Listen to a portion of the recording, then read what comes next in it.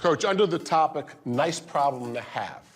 When you're coaching Ohio State or anywhere else and you're a heavily favored team, how do you get your team emotionally ready? It's a great story, and I mean, that's the coaches and the players, is when there's so much on the line, it's not that hard. However, players are so smart, so you have to be very cautious of what film you're going to show. So if you show a film of they're just really bad, you know, they're getting beat by lower level school, whatever, players, that's hard. So I would almost, you know, we would rarely show much videotape, you know, unless it was something unique. If not, we'd just spend most of our time ones-on-ones in practice, getting good on good, so our Tuesday was really getting ready for the game.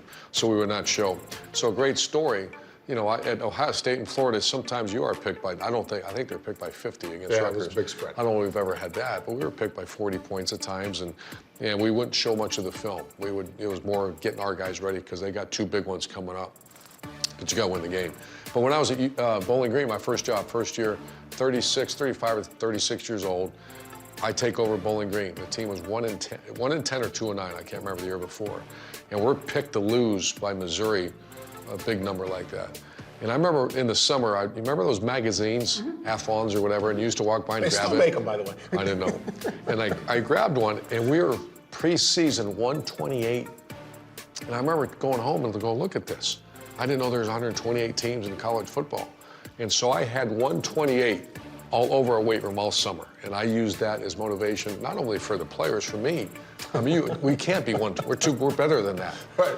So how do you get your team ready? I think you don't spend a lot of time on the videotape of the team you're playing. Right. It's all about good on good, challenge each other. If you have depth, you challenge about who's going to get playing time in this game. So a lot of people have asked Ryan Day after the game why he would have a onside kick and why would he go after a punt right before the half? Well, two reasons. One is to get, you know, why would you do a surprise onside kick? Number one is to gain another possession. For example, against an Army or against someone that you just don't have many possessions. You want to steal a possession. Right. Number two is, and this is why I think he did it, because against Maryland, he really didn't need another possession. He wanted to get this on videotape. And so now for the next year and a half, maybe 2 years, every team that Ohio State plays is going to have to work on that. And it's not that complicated, but that's 10 minutes out of the day that you only get 2 hours of practice every day. You're going to spend 10 minutes messing around with this thing. This is hard to believe Maryland let them do this. When I watch this videotape, I told you a second ago, you know, one of the cardinal rules of the game of football is leverage. Don't lose leverage. It's over. And that's why they did this. And then I know they usually motion these guys in. He stayed out here this time. But this is a wrap. If this kicker kicks us good, it's over. Right. Don't be outflanked. That's not. Yeah. Don't be outflanked. What are you doing? This is get out here with them, widen with them. When they move, you move. But don't. That was hard to believe when I saw that. And the second thing is just really well executed. Yeah, it's by like Ohio a pass. State. Really, yeah, this is beautiful. Blake Habeal, the kicker, you know, he's a junior now. He's much more experienced. He's a great kid. And then Chris Olave is about the most accountable guy you have on the team. And he drops us right in the bucket now. That's perfect. And again, to the point that you don't want to focus on an opponent that you're heavy favorite, this gets your mind off the opponent, right? That's it.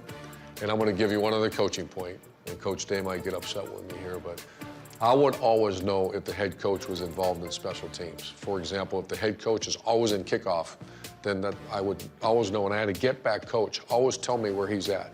So if you're the coach at Michigan State, you're the coach I'm playing against you, and I see him, look at Coach Day. He's right here. Right. And I would be over here staring right at him, or I have someone always watch, tell me where that head coach is at.